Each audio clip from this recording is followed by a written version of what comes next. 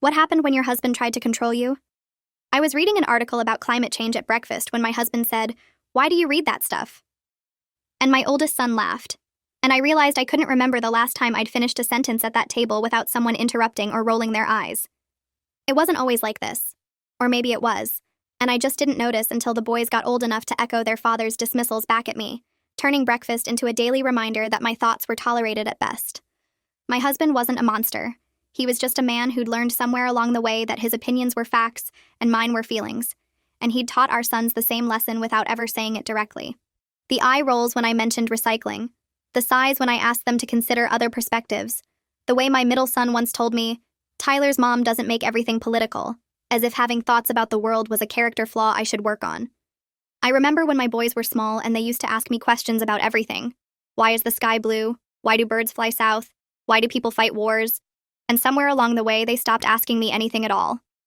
I tried talking to my husband about it once, really talking, sitting him down after the boys went to bed, and he looked at me like I was speaking another language and said, "I don't know what you want me to say," which was honest at least.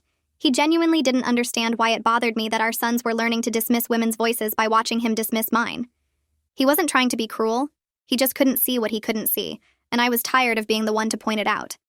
So I stopped trying to explain and started making changes quietly, the way women often do when loud declarations get us nowhere. I went back to school part-time, something I'd put off for 15 years because there was always a reason not to. The boys needed me, we couldn't afford it, it wasn't the right time.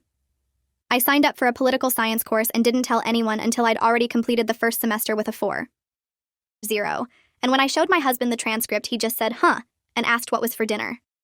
I started volunteering at the local library on their challenged books committee, and when my husband asked where I was going on Tuesday nights, I just said out, the way he'd said it to me for 20 years of golf games and poker nights. I stopped asking permission to have opinions and started just having them, and something strange happened. My youngest son started asking me questions, real questions, about what I was learning and what I thought about things. He was 14 and curious and hadn't yet hardened into the certainty his older brothers wore like armor, that confident dismissiveness they'd inherited from their father without realizing it. We'd talk after dinner while his father watched TV, and I'd see him processing ideas, turning them over, forming his own thoughts instead of just borrowing his dad's. My older sons noticed and mocked him for it. "Mom's little liberal," they called him, and I watched his face when they said it, watched him decide whether their approval or his curiosity mattered more. I don't know yet which he'll choose. He's still deciding, and I can't make that choice for him. My husband and I sleep in the same bed but live in different worlds now, and some nights I wonder if we always did, and I just pretended otherwise to keep the peace, to keep from having to admit that the man I married had become a stranger who happened to know where I kept the coffee filters. He's not cruel, just incurious, and I've stopped waiting for him to become someone he's never shown any interest in being. I filed for a seat on the school board last month, not to get revenge on anyone, but because I realized that waiting for permission to participate in my own community was a choice I'd been making, and I could make a different one. My husband didn't say anything when I told him, just nodded and went back to his phone. And somehow that indifference hurt more than anger would have. I'm not sure if I'll win, and I'm not sure my marriage will survive either way, and I've stopped needing to know how everything ends before I let myself begin. My oldest son still rolls his eyes at me. My middle son pretends I don't exist. But my youngest helped me design my campaign flyers last weekend, and when his brothers made fun of him for it, he just shrugged and said, "I like helping, Mom." It's not a victory, not really. It's just a 14-year-old boy who hasn't learned yet that caring about things is something to be ashamed of, and a mother trying to make sure he never does. Some mornings I still sit at that breakfast table and feel invisible, like a ghost haunting her own kitchen. But now I know that visibility isn't something they give you.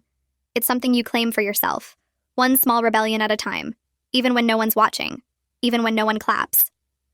I sat at that breakfast table the next morning with my phone showing the same climate article, and this time I read the whole paragraph out loud about rising sea temperatures and coral bleaching. My oldest son reached for his phone halfway through my second sentence. My husband glanced up from his coffee mug for maybe 2 seconds before his eyes went back down. I kept talking anyway, finishing the entire thought about how the Great Barrier Reef had lost 30% of its coral in the last decade, my voice steady even though my hands wanted to shake. Nobody interrupted because nobody was really listening, but I said every word I wanted to say, and when I finished there was just silence and the sound of my middle son's cereal spoon scraping his bowl. Something shifted in my chest, not triumph or satisfaction, just a quiet recognition that I'd stopped performing disappearance for people who wouldn't notice either way. I drove to campus an hour early for my second semester political science course, parking in the lot that was still mostly empty, except for a few other cars belonging to people who took school seriously enough to show up before they had to. Professor Silver was in her office with the door open, and I knocked on the frame even though I could see her at her desk. She looked up and smiled, said my name without checking any roster or class list, asked if I'd done the reading on local governance structures. I had, obviously, I'd read it twice and taken notes, and when she asked what I thought about the author's argument regarding community input mechanisms, I started to answer, and then waited for the interruption that usually came. It didn't come. She just sat there looking at me with genuine interest, waiting for my complete thought, and I realized I'd been holding my breath. I gave her my actual opinion about how the author overlooked the way procedural barriers effectively silence community voices even. When input periods exist, and she nodded and asked a follow-up question, and we talked for 20 minutes about democratic participation and structural exclusion, like my thoughts were worth her time. In class, I sat near the back like I usually did, and a woman about my age sat down next to me and introduced herself as Veronica. She had this easy confidence, asked if I'd done the reading, mentioned she was taking 2 courses this semester while working part-time and raising 3 kids. I asked how her husband felt about her going back to the school, expecting the usual answer about it being fine as long as dinner still happened. But she said Boyd thought it was great, and actually watched the kids on class nights without making her feel guilty about it. She said he read her papers sometimes just to discuss her arguments, that he found her ideas interesting. We exchanged numbers after class, and she invited me to study together at the coffee shop near campus on Thursday, and I said yes before I could think of reasons not to. Walking to my car, I realized how long it had been since another woman treated my thoughts like they mattered, like they were worth showing up for, and the realization made my throat tight in a way I didn't want to examine too closely. Tuesday night at the library committee meeting, River asked my opinion on a challenged book about climate change that a parent wanted removed from the teen section. I started to give my thoughts and then heard myself beginning to apologize for talking too much, that old habit of preemptive shrinking, but River stopped me mid-apology. She said my perspective as a parent was exactly what the committee needed, that parents who actually read and thought about books were rare and valuable. I stayed after the meeting ended, helping her organize materials and reshelve books that had been pulled for review. We talked about books we loved, authors who'd changed how we saw the world, and she mentioned they needed someone to coordinate the teen reading program. The position was volunteer, but came with a small budget for events and programs, and would I be interested? I heard myself say I'd think about it, but I was already thinking yes, already imagining what programs I could create, already feeling that dangerous possibility growing larger in my chest. I came home at 9:30 to find my husband already in bed with the TV on, my youngest doing homework at the kitchen table, and my middle son's door closed with music playing loud enough to hear the bass through the walls. My youngest looked up when I came in and asked where I'd been, actually waiting for the answer instead of asking while looking at his phone. I explained about the library committee and the challenged book discussion, and he asked what book we'd been talking about. We spent 20 minutes discussing climate change literature and censorship, and why some adults were scared of teenagers reading certain ideas, and I watched him process the concepts, turn them over, form his own thoughts instead of just accepting mine. Then my husband yelled down from upstairs that it was a school night, his voice irritated by the sound of conversation more than any actual concern about bedtime. And my youngest gathered his homework and went upstairs, but not before saying he thought the teen reading program coordinator thing sounded cool if I wanted to do it. The next morning at breakfast, I mentioned the teen reading program coordinator position while pouring coffee, testing whether anyone was listening. My oldest son said that's cool, Mom, without looking up from his phone, his thumbs still moving across the screen. My husband asked if I'd remembered to buy more coffee since we were almost out. My middle son didn't acknowledge I'd spoken, just got up and put his bowl in the sink and left for school. I stood there holding the coffee pot and realized I hadn't really been expecting different, that the disappointment felt lighter somehow, less like rejection and more like information. Data points about who these people were and what I could expect from them, nothing more or less than that. Veronica and I started studying together twice a week at the coffee shop near campus, spreading our textbooks and notes across a corner table while we worked through course material and discussed readings.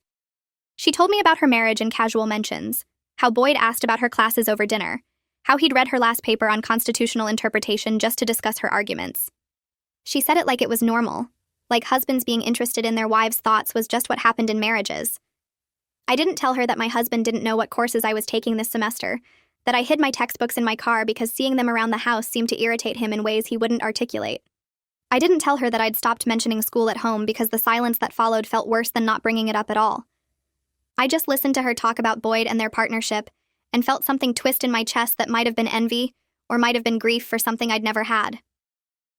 Professor Silver assigned a research paper on local political structures and their impact on education policy, and I chose to analyze our school board's decision-making patterns over the past 5 years. I spent hours in the library pulling meeting minutes and policy documents, tracking how community input got acknowledged or dismissed during curriculum debates.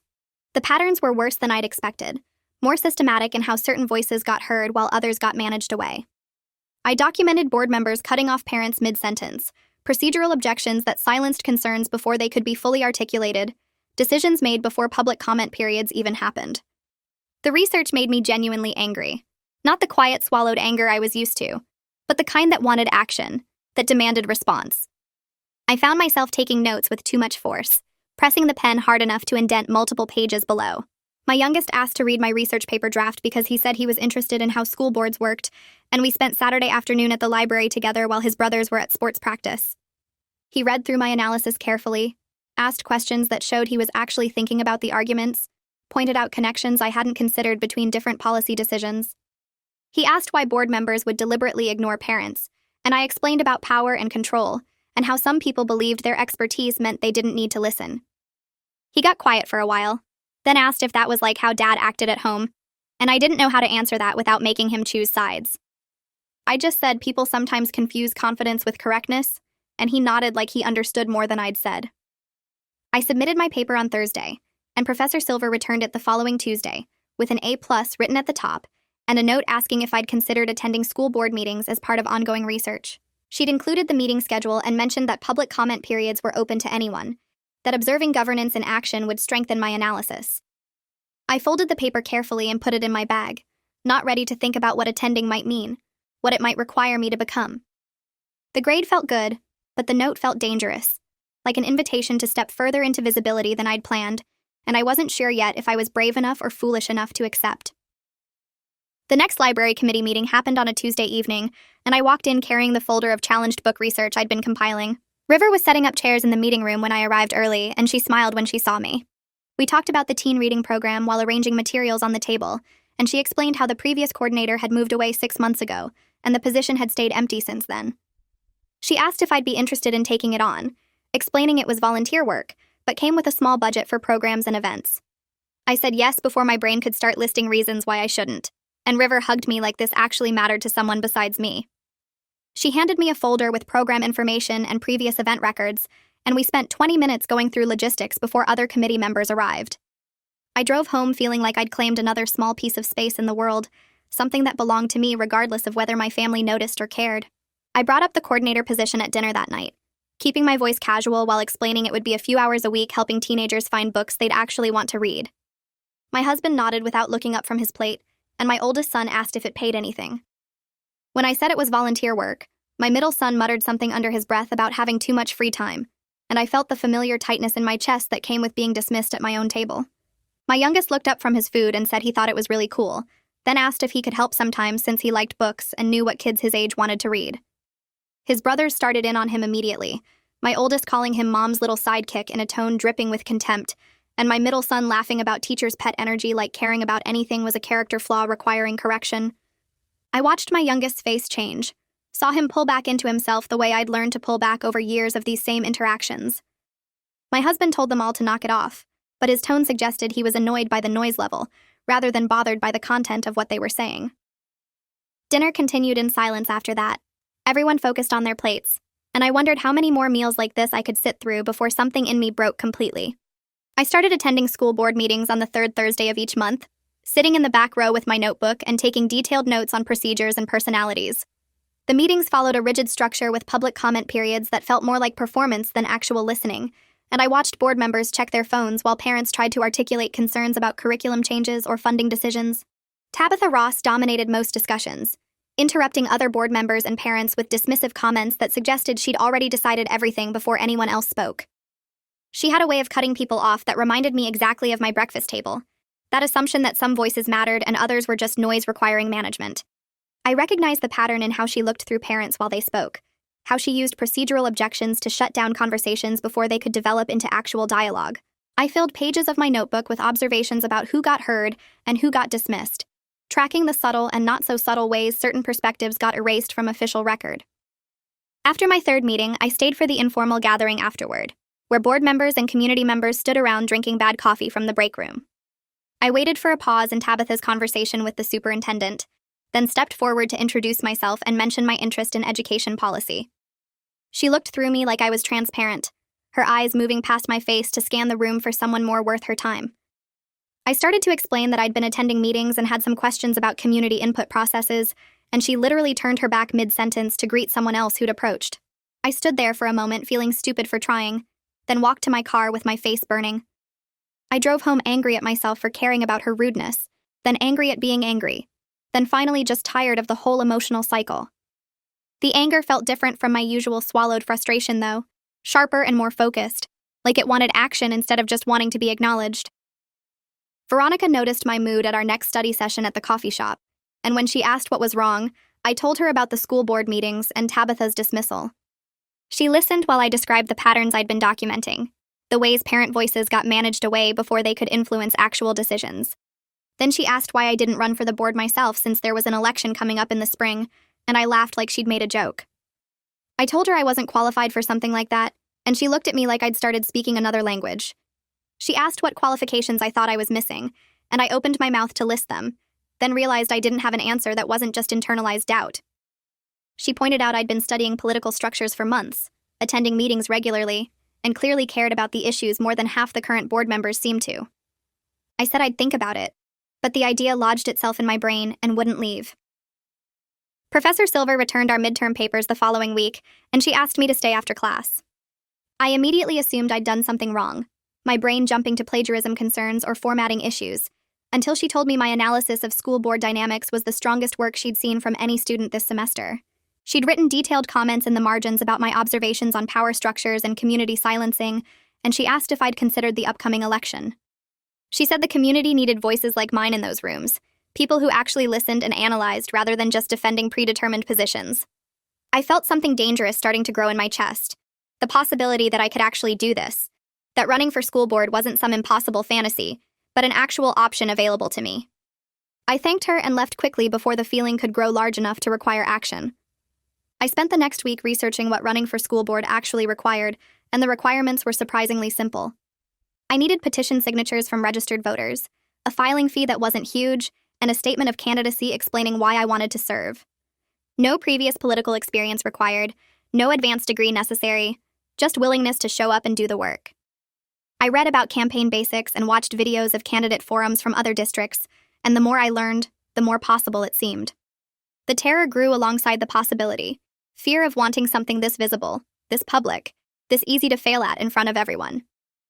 I bookmarked websites about local campaign strategies and downloaded templates for candidate statements, then closed my laptop before anyone could ask what I was researching. My youngest found my research materials the next Saturday, when he was looking for a pen in my bag.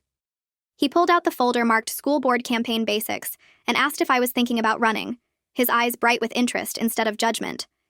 I told him I was just exploring the idea, not committed to anything yet, and he said he thought I'd be great at it, because I actually listened to people instead of just waiting for my turn to talk. I realized he'd been watching me learn to do exactly that over these past months, seeing me change in ways his father and brothers either hadn't noticed or hadn't cared about. We talked for a while about what a campaign would involve, and he offered to help with social media since he understood that stuff better than I did. I told him I hadn't decided yet, but his enthusiasm made the possibility feel less scary and more like something that might actually happen.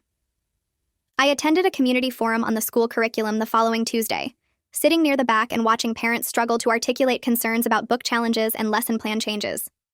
Board members sat at a table in front checking phones and interrupting with procedural objections whenever discussion got too specific or passionate. Tabitha cut off a mother mid-sentence to say they'd heard enough on this topic, and I felt my hands clench in my lap hard enough that my nails dug into my palms. I recognized every dismissal I'd swallowed at my own table now playing out in public space. Watched this mother's face change the way mine must have changed 1,000 times. The forum continued with more parents trying to speak, and more interruptions, and I left feeling like I'd just watched myself from the outside, seeing clearly for the first time how normalized this pattern had become. Several parents stopped me in the parking lot after the forum, and I recognized a few faces from previous meetings. One woman asked if I was a journalist because she'd seen me taking notes at every board session for months now. I explained I was just a community member trying to understand how decisions got made, and she nodded like this made sense. Another parent, a mother whose daughter was in my middle son's grade, said they needed people like me running for these positions instead of just writing down how bad things were. The words hit differently than I expected. Not as a compliment exactly, but as a challenge, and I felt the possibility I'd been carrying around grow heavier and more real. I thanked them and got in my car quickly before anyone could ask follow-up questions I wasn't ready to answer. I met Veronica at the coffee shop 2 days later for our usual study session, and I told her I was seriously thinking about running for school board. She didn't look surprised, just set down her pen and said she'd help with the campaign. She mentioned Boyd would help too, and their son Kingston needed volunteer hours for college applications anyway. Then she asked what my family thought about it, and I admitted I hadn't told them yet because I wasn't sure how to have that conversation. She looked at me with an expression I couldn't quite read, something between pity and determination, and said I should probably figure that out soon since filing deadlines were coming up. We spent the rest of our session researching campaign requirements instead of studying for our exam, and she made lists while I tried not to think about my husband's face when I told him. I practiced the conversation during my drive to campus the next morning, trying different versions. The casual mention where I brought it up like it was no big deal, just another volunteer thing I was doing. The serious discussion where I sat him down and explained why this mattered to me. The simple announcement where I just stated the fact and moved on. I kept starting over, trying to find the approach that wouldn't result in indifference or dismissal, and then I realized there wasn't one. His response had nothing to do with how I framed it, and everything to do with who he'd decided I was, and that person wasn't someone whose decisions required his attention or respect. I parked at campus and sat in my car for 10 minutes, understanding that I was going to tell him anyway, and his reaction wouldn't change my choice, and somehow that made it easier. I filed the paperwork on Tuesday morning after dropping my youngest at the school. The county clerk's office was nearly empty, just me and an older woman behind the desk who pulled out forms and explained the timeline. I needed 50 signatures from registered voters, a filing fee of $200, and a candidate statement of no more than 200 words. My hands shook while I signed my name, and the clerk noticed and smiled and said first-time candidates were always nervous. She explained the election was in 6 months, that there would be 2 candidate forums, and that the local newspaper would contact me for an interview. When she said good luck with your campaign, I felt thrilled and scared at the same time, like I'd just jumped off something high without checking if there was water below. I walked back to my car holding the receipt and sat there reading it over and over, proof that I'd actually done this thing I'd been thinking about for weeks. I told my husband that evening after dinner, keeping my voice matter-of-fact while he loaded the dishwasher. I said I'd filed to run for school board and the election was in 6 months. He looked up from his phone for maybe 3 seconds, said, okay, and went back to scrolling through whatever he was reading. I stood there in our kitchen feeling like I'd just announced something huge to someone who thought I'd mentioned changing laundry detergent brands. He asked if there was any more coffee and I said no, and he nodded and went into the living room to watch television. I cleaned the rest of the kitchen slowly, wiping down counters that were already clean, trying to figure out why I'd expected anything different. My youngest came downstairs 20 minutes later asking what was for breakfast tomorrow, and he overheard me mention the campaign to myself while I was putting away dishes. His face lit up immediately, and he asked about campaign plans and whether I needed help. He said he was good at graphic design from his computer class and could make flyers if I wanted. My husband called from the living room asking if he didn't have homework, not looking away from the television, and I watched my son's excitement dim slightly, but not disappear completely. He said he'd already finished his homework and could help this weekend if I needed it. I told him I'd appreciate that, and we talked about design ideas while my husband turned up the volume on whatever show he was watching. I told my older sons at breakfast the next morning, waiting until everyone was sitting down with food in front of them. My oldest laughed and asked if I was having a midlife crisis, and my middle son kept eating like I hadn't spoken at all. My youngest said he thought it was cool, his voice steady even though he knew what was coming. My oldest immediately started mocking him with, "Of course you do, Mom's little liberal," and my middle son joined in with some comment about being teacher's pet. I watched my youngest's face while his brothers talked, watched him decide whether to defend himself or retreat into silence the way I'd done for years.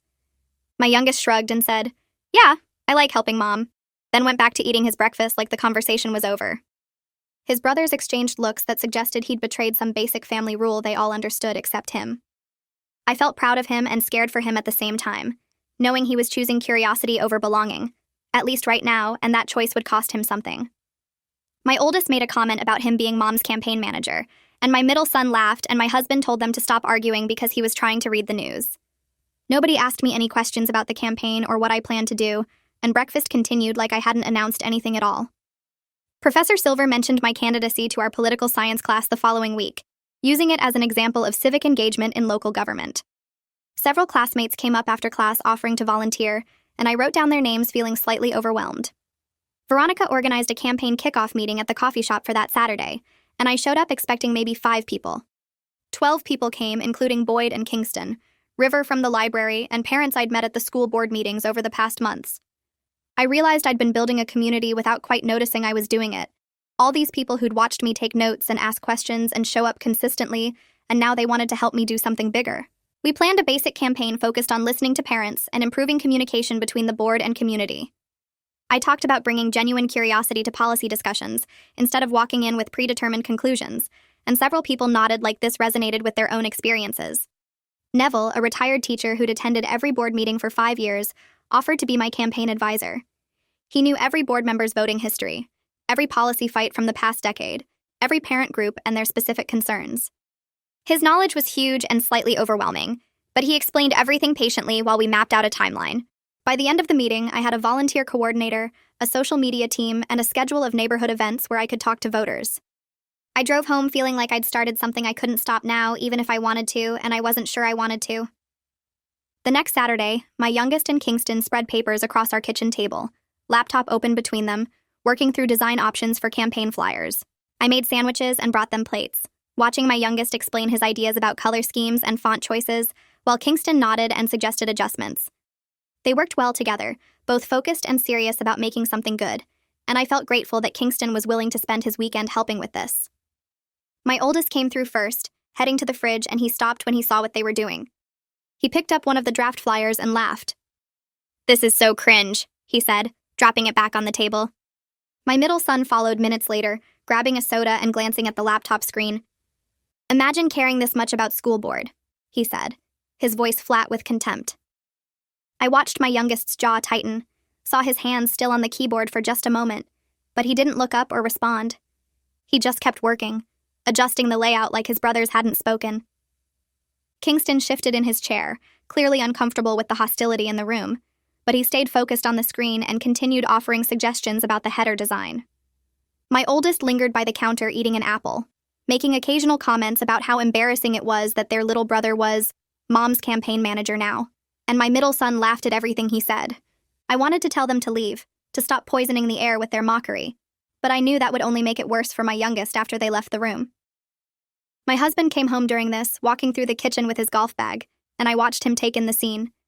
The boys working at the table, the campaign materials spread out, his older son standing nearby radiating judgment.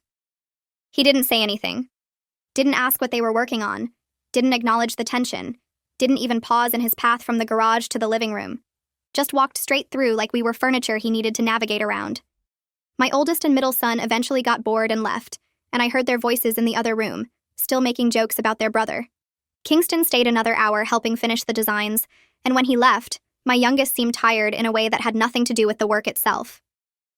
That night, I lay awake next to my husband, this man I'd shared a bed with for 20 years, and tried to remember when we'd last had a real conversation. Not logistics about schedules or bills, but actual conversation where we talked about things that mattered. I couldn't recall one. We existed in the same space, followed the same routines, but we might as well have been strangers sharing an apartment. I wondered if we'd ever actually known each other, or if we'd just performed adjacent versions of marriage that happened to occupy the same house, 2 people who'd signed the same paperwork but never quite met. Gonzalo from the local newspaper called the following week asking to interview me for a story about school board candidates. We met at the coffee shop where Veronica and I studied, and he asked thoughtful questions about my platform and background.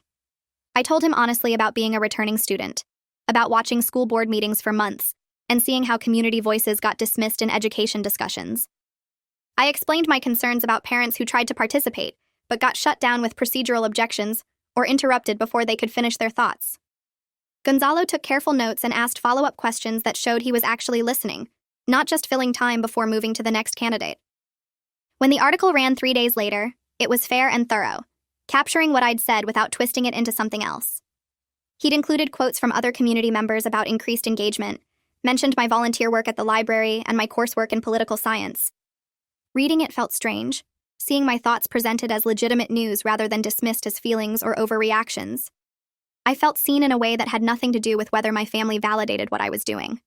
People from my neighborhood started stopping me at the grocery store after the article ran. A woman I recognized from the school pickup told me she was voting for me, that she'd been frustrated with the board for years but didn't think anyone was paying attention to parent concerns. A man who lived 3 streets over said he appreciated my focus on community input, that his wife had tried to speak at a meeting last year and been cut off after 30 seconds. Another parent mentioned she'd stopped attending meetings because Tabitha made her feel stupid every time she raised questions, and she was glad someone was challenging that dynamic. Each conversation reminded me that visibility worked both ways. I was becoming visible to community members who'd felt invisible themselves, and this mattered more than whether my family noticed what I was doing. These people saw me as someone who might actually change things, not as an inconvenience or a phase they needed to tolerate. Tabitha responded to my candidacy with a letter to the editor the following week, questioning whether someone without education expertise should serve on a school board. She didn't mention me by name, but the references were clear, talking about inexperienced candidates who lack understanding of complex education policy. Neville called me when he saw it, already drafting talking points for a response. We met at the library and worked through several versions, focusing on how parent and community perspectives were exactly what boards needed, how lived experience with the school system mattered as much as administrative credentials. I kept the tone respectful but firm, not attacking Tabitha, but clearly disagreeing with her premise that only certain voices deserved seats at the table. When my response ran, it generated more letters from community members sharing their own experiences of being dismissed at meetings, parents who'd stopped participating because they felt their input didn't matter. The exchange created momentum I hadn't anticipated, turning what could have been a quiet local race into something people were actually discussing. A parent organization invited me to speak at their monthly meeting about my platform, and my youngest asked if he could come watch. I said yes without hesitation, and he sat in the back of the room taking notes while I talked about improving communication between the board and community, about creating space for genuine discussion instead of predetermined conclusions. Parents asked questions about specific issues, budget priorities, and curriculum decisions, and I answered with details that came from months of attending meetings and doing research. Several people approached me afterward saying they were impressed by my understanding of education issues, that they'd expected general complaints but got specific policy knowledge instead. My son waited by the door while I talked with people, and when we finally left, he looked proud in a way that made my chest ache. I knew what that pride cost him at home, knew he'd face mockery from his brothers for coming to this meeting, for caring about what his mother was doing. The mockery intensified over the next weeks as my campaign became more visible. I heard my older sons calling their youngest brother campaign manager and mom's spokesperson whenever he showed interest in what I was doing. The contempt in their voices mirrored their father's dismissive tone so perfectly, it was like hearing the same person speak through different mouths. My youngest started spending more time in his room, coming down for meals but retreating quickly afterward. When I asked if he was okay, he said, "I'm fine, they're just being idiots." But I could see the isolation settling around him the way it had settled around me years ago. He was choosing engagement over easy belonging, choosing curiosity over his brother's approval, and that choice was costing him daily comfort in his own home. Veronica noticed my worry about him during one of our study sessions. I'd been distracted, checking my phone too often, thinking about whether I should tell him it was okay to step back from helping with the campaign if it made things easier at home. She asked what was wrong, and I explained about the intensifying mockery, about watching my youngest become isolated in his own family. Veronica listened and then reminded me that he was choosing engagement over easy belonging, and that choice was his to make even if it was hard to watch. She pointed out that I was modeling something important for him, that participating in your community and having your own thoughts mattered more than keeping peace with people who demanded your silence. Maybe that was the most valuable thing I could teach him, she said. Not how to avoid conflict, but how to stay engaged despite it. The first candidate forum happened at the community center on a Thursday evening, and I was nervous despite having practiced answers with Neville and Veronica for days. 5 candidates sat at a table facing about 80 community members, and Tabitha dominated from the start, interrupting other candidates and taking up speaking time that was supposed to be shared equally. The moderator struggled to manage her, trying to redirect her when she went over time limits, but clearly uncomfortable with direct confrontation. Other candidates visibly shrunk when she interrupted them, either stopping mid-sentence or rushing through their remaining points. I watched this pattern repeat through the first 3 questions, and decided I was done shrinking, done letting people like Tabitha decide whose voice mattered. When my turn came to answer a question about community input in decision-making, I started explaining my proposal for structured feedback sessions before curriculum votes. Tabitha interrupted halfway through, saying something about how community members didn't understand the complexity of education policy and boards needed flexibility to make decisions efficiently. I paused, waited for her to finish, then calmly continued exactly where I'd left off as if she hadn't spoken. I finished my complete answer, detailing specific ways to incorporate parent perspectives while maintaining necessary board functions. The audience noticed the refusal to be dismissed, and several people approached me afterward saying they appreciated seeing someone stand their ground. One woman mentioned she'd tried to speak at a meeting last year, and Tabitha had cut her off the same way, and seeing someone refuse to accept that interruption mattered to her. I realized I'd been practicing this refusal at breakfast tables and library meetings for months, learning to finish my thoughts regardless of whether anyone wanted to hear them, and that practice was paying off in ways I hadn't expected. The endorsements started arriving the week after the second candidate forum. The parent organizations sent formal letters of support that Neville helped me format for the campaign website, and the teachers' union invited me to their monthly meeting where they voted unanimously to endorse my candidacy. I stood in front of 60 teachers explaining my platform about community input and curriculum transparency, and they asked sharp questions about budget priorities and class sizes, and I answered honestly without pretending to have solutions I didn't have. Afterward, their president shook my hand and said they'd been waiting years for a candidate who actually listened instead of just talking, and I drove home thinking about how different it felt to be heard by strangers than dismissed by family. Gonzalo called 2 days later asking for an interview about the endorsements and what they meant for the race. We met at the coffee shop where Veronica and I studied, and he asked thoughtful questions about why parent organizations and teachers both supported me when they often backed different candidates. I explained that listening wasn't a political position, it was just basic respect, and people responded when they felt genuinely heard instead of managed. He took notes on his laptop and asked follow-up questions that showed he'd been paying attention to local education politics for years, and the article ran 3 days later with the headline about energizing previously disengaged community members. My husband read it at breakfast because it was in the physical newspaper he still got delivered. And he looked up from the sports section long enough to say people seemed to like me, his tone carrying mild surprise like he'd just noticed the weather had changed. I poured more coffee and realized his surprise didn't hurt anymore because I'd stopped needing his validation to know my work mattered. The invitation to speak at the high school government class arrived in my email 3 weeks before the election. The teacher explained they were studying local politics and wanted students to hear from actual candidates about how campaigns worked and why school board elections mattered. I read the email twice before remembering my middle son was in that class, and my first instinct was to decline because walking into his classroom would embarrass him and make things harder at home. I sat with my laptop open staring at the reply button, typing and deleting responses that apologized for being too busy or suggested another candidate might be better. Then I caught myself making excuses to avoid his discomfort, shrinking myself again to spare someone who wouldn't notice the accommodation, and I typed yes before I could reconsider. I walked into that classroom on a Tuesday morning and watched my middle son's face process the reality that his invisible mother was someone his teacher had invited to speak. Not anger exactly, but confusion, like seeing a familiar object in an unexpected context and not quite knowing how to reconcile the displacement. He sat 3 rows back near the window, and I made eye contact briefly, before turning to face the full class of 32 students, some paying attention, and others clearly wishing they were anywhere else. I talked for 20 minutes about civic engagement and local politics, explaining how school boards functioned and why decisions made in those monthly meetings affected everything from class sizes to textbook selection to sports funding.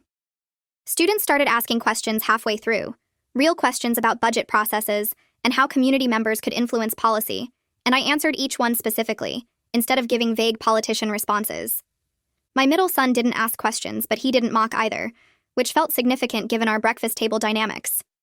He sat watching with that guarded expression he'd perfected over the past few years, arms crossed but posture engaged, and I could see him processing information instead of dismissing it outright. The teacher let the discussion run 10 minutes past the planned time because students kept raising hands, and when the bell finally rang, she walked me to the door thanking me for the presentation. She mentioned several students had already told her it was the most interesting guest speaker they'd had all year, and she said this loud enough that departing students heard, including my middle son who was gathering his books near the back. I saw something flicker across his face as he heard his teacher's comment, something that looked like reconsideration, like maybe his invisible mother wasn't quite as invisible as he'd assumed. The final candidate forum filled the community center to capacity 2 weeks later. I arrived early to set up materials at my table and watched people stream through the doors, more than had attended either previous forum. I was scanning the crowd for Veronica and campaign volunteers when I spotted all 3 of my sons entering together, my youngest leading and the older 2 following with varying degrees of reluctance. My oldest headed immediately for the back row, phone already in hand, while my middle son chose a seat in the middle section with a guarded expression that suggested he wasn't sure why he'd agreed to come. My youngest bounded to the front row with his notebook, settling in like he was about to watch something important, and I realized he must have asked his brothers to come support me. My husband wasn't there, off at his weekly golf game, and the absence felt appropriate rather than hurtful, because this campaign was mine, not ours, and his presence would have felt like performance rather than support. The moderator called the forum to order, and I settled into my chair at the candidates' table. 5 of us lined up facing the audience. The questions came steadily for 90 minutes, covering budget priorities, curriculum challenges, community engagement, and facilities planning.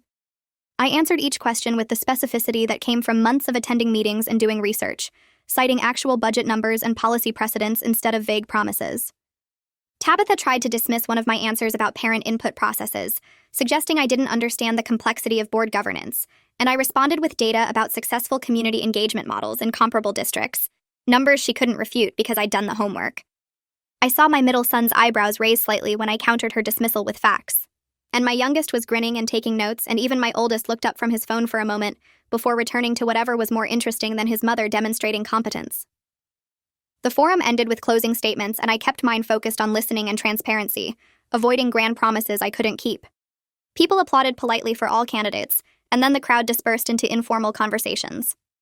My youngest reached me first, hugging me tight and talking fast about how well I'd answered the budget question. My middle son approached more slowly, hands in pockets, and said I really knew this stuff, which were the first words of direct compliment he'd given me in years. The praise felt monumental, like a small crack in the wall he'd built between us, and I thanked him for coming instead of making a big deal about his words. My oldest stopped briefly on his way out to say it was fine before leaving to meet friends, and I stood there realizing I wasn't hurt by his indifference anymore, because I'd stopped measuring my worth by their attention, and that shift had happened so gradually, I hadn't noticed until this exact moment. Election day arrived with clear skies, and I voted at 7 a.m. at the elementary school gymnasium. I fed my ballot into the scanner and watched it disappear, this physical representation of months of work and growth, and drove to campaign headquarters to spend the day making calls and coordinating volunteers. Veronica arrived with coffee and pastries. River came during her lunch break. Neville spent the afternoon reviewing precinct data, and dozens of community members stopped by to help with final outreach. The headquarters buzzed with activity and purpose, people who'd chosen to invest their time in this effort. And I kept thinking about how I'd spent 15 years believing I didn't deserve to take up space, and how much I'd missed by believing that lie about myself. Results started coming in around 8 that evening at the headquarters gathering. We'd set up a projector to display the county election website, and people crowded around watching numbers update precinct by precinct. My lead held steady through the early returns and grew as more precincts reported, and when the final count posted showing 53%, I'd won my school board seat, defeating Tabitha, who'd held her position for 12 years. The room erupted in celebration, people hugging and cheering, and my youngest was there jumping and shouting, and Veronica was crying happy tears while Boyd squeezed my shoulder. My phone buzzed with a text from my middle son saying congrats, which felt monumental, and my oldest didn't respond to my text about the results. And my husband sent good job 2 hours later, and somehow all of this felt exactly right. This mix of celebration and indifference, support and distance. Because I'd learned to value the presence of those who showed up, rather than mourn the absence of those who didn't. My first school board meeting as an elected member happened 3 weeks later on a Thursday evening. I arrived early and sat at the table instead of in the audience, nameplate positioned in front of my chair, and the perspective shift felt both strange and natural. When parents came to public comment, I listened completely, taking notes and asking follow-up questions that showed I'd actually heard what they'd said, instead of just waiting for them to finish talking. Tabitha attended as a community member now, sitting in the audience where I'd sat for months, and she watched the meeting with an expression I couldn't quite read. Afterward, she approached me near the exit and said I'd do fine. Not an apology, but something that might be respect, acknowledgement that I'd earned this position through work rather than luck. Professor Silver invited me to guest lecture in her political science course the following week, using my campaign as a case study in how local politics actually functioned. I stood in front of the classroom where I'd been a student just months earlier and talked honestly about the experience, about how I'd almost not run, because I'd spent years absorbing messages that my voice didn't matter. I explained how local politics operated on relationships and persistence rather than money and media, and how showing up consistently mattered more than grand gestures. Several students approached me afterwards saying they needed to hear that story, that they'd been thinking about getting involved in their communities, but assumed they weren't qualified or important enough, and I told them qualification was just another word for permission, and you didn't need anyone's permission to participate in democracy. At home that first week after my board election, I sat at dinner and watched my youngest talk about a history project without checking anyone's face for permission to continue speaking. He explained his research on local civil rights movements and asked me questions about how social change actually happens, and nobody rolled their eyes or changed the subject. My middle son asked what board meeting topics were coming up next month, his tone genuinely curious rather than mocking, and I answered while passing the potatoes. My oldest texted from college asking how the first official meeting went, which represented more interest than he'd shown in anything I'd done for years. My husband ate his dinner and scrolled his phone and contributed nothing to the conversation, and I noticed his silence without feeling hurt by it anymore. Later that night, I stood in the kitchen loading the dishwasher and realized our marriage had transformed into something practical and polite, two people sharing space and expenses without sharing much else. We maintained routines and paid bills and made small talk about household logistics, but we didn't talk about ideas or feelings or anything that required actual connection. Some nights I lay awake wondering if I should leave, and other nights I wondered if staying in this functional arrangement was enough, and I couldn't quite decide which option felt right. 6 months into my board term, I drafted a proposal for changing how we handled curriculum decisions, requiring community input sessions before policies were finalized rather than after. I presented the plan at a board meeting, explaining how early engagement would prevent the conflicts that had dominated recent meetings and help parents feel heard instead of managed. 2 other board members immediately supported the proposal, mentioning they'd noticed increased community attendance at meetings and wanted to build on that momentum. The vote passed 5-2, and afterward River found me in the parking lot to tell me that library attendance at challenged book discussions had tripled since my election. She said people were showing up because they saw someone on the board who actually listened, and visibility was creating more visibility in ways that surprised her. I drove home thinking about how representation worked, how seeing yourself reflected in public spaces made you believe your participation mattered, and how that belief brought more people into the conversation. My youngest approached me the following week while I was grading papers at the kitchen table, asking if I'd help him start a political awareness club at his high school. He'd already talked to 3 teachers about being faculty advisors and had a list of potential members, and he wanted my help writing the official proposal for the principal. We spent Saturday afternoon at the library working through the application requirements, discussing what activities the club could organize, and how to frame political awareness as civic education rather than partisan advocacy. His brothers came through while we were working and glanced at our materials without commenting. No mockery or dismissive jokes this time. My oldest was home for the weekend and actually asked what we were working on, and when my youngest explained, my oldest said it sounded interesting and went back to his room. I realized my sons had adjusted to having a mother who existed in public space, who did things beyond managing their household and schedules. They hadn't fully processed what my visibility meant or how it challenged assumptions they'd absorbed from their father, but adjustment was different from acceptance, and it counted as progress. Veronica called the next Tuesday to invite my husband and me to dinner at her house on Friday, saying she and Boyd wanted to celebrate my first 6 months on the board. I accepted before thinking too hard about whether my husband would come, then told him about the invitation that evening. He said sure without looking up from the television, and I wondered if he even registered who Veronica and Boyd were since he'd never asked about my campaign work or the people who'd helped me win. Friday arrived and we drove to Veronica's house in near silence, my husband asking only for the address and directions. Boyd answered the door and shook my husband's hand warmly, and Veronica hugged me and led us to their dining room where she'd made an actual celebratory meal. Over dinner, Boyd asked my husband what he thought about my work on the board, mentioning specific policy discussions he'd read about in Gonzalo's articles. My husband looked blank for a moment, then said he didn't really follow the board meetings that closely, and Boyd's expression shifted to something like confused disappointment. Veronica caught my eye across the table and I saw recognition there, the understanding that she was witnessing what I'd been living with for years. After dinner, when the men were outside, Veronica touched my arm and said she was sorry, and I told her it wasn't her fault that my husband had chosen not to show up for any part of my life that didn't directly serve him. Somehow having witnesses made it feel less like my personal failure and more like his deliberate choice, and that distinction mattered. The following month, I received an email inviting me to speak at a state conference on increasing civic engagement in local elections, asking me to present about my campaign experience and first months in the office. I accepted immediately, then realized the conference was overnight 2 hours away, and I'd need to arrange coverage for dinner and morning routines. I mentioned it to my husband that evening, explaining I'd be gone overnight Thursday and back Friday afternoon, and he asked who was making dinner Thursday night. His tone suggested this was primarily a logistical problem, rather than an opportunity to support his teenage sons for one evening, and I felt something settle in my chest that might have been acceptance. I told him the boys were old enough to figure out dinner themselves, or he could order pizza, and he nodded and went back to his phone. I'd stopped expecting different responses from him, and that acceptance felt like its own kind of freedom, releasing me from the exhausting cycle of hoping he'd suddenly become someone interested in my work or proud of my accomplishments. At the conference, I attended panels on campaign strategy and community organizing, taking notes and thinking about what I could apply to our district's engagement efforts. During lunch, I sat with 3 other women who'd run for local office, and we started sharing stories about our family's reactions to our campaigns. One woman's husband had asked who was watching the kids during campaign events, even though he was home and perfectly capable of parenting his own children. Another woman's teenage son had told his friends his mom was going through something when she ran for city council, as if ambition was a temporary condition she'd recover from. We laughed at the absurdity and pain of it, these stories that were simultaneously heartbreaking and hilarious in their familiarity.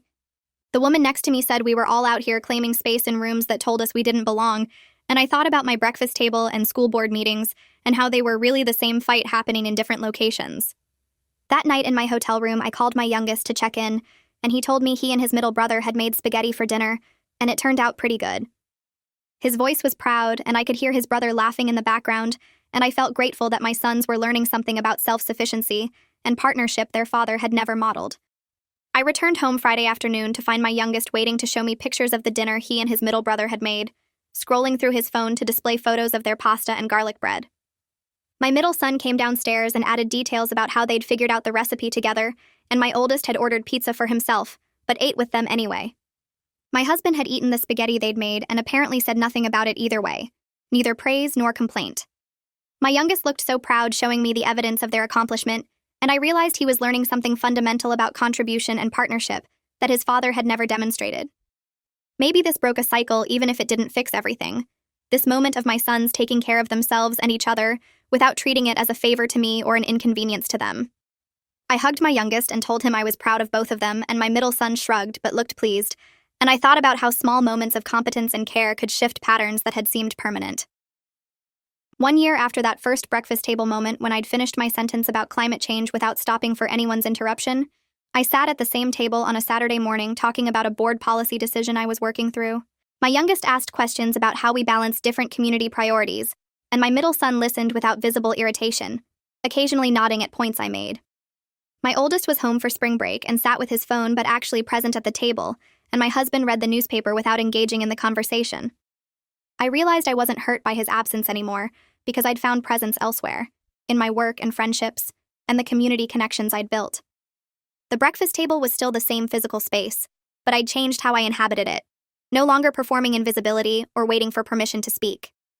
I finished my thoughts completely, and my youngest responded with his own ideas, and we had an actual conversation about civic responsibility and policy trade-offs, and my husband turned a page in his newspaper, and none of it bothered me the way it would have a year ago.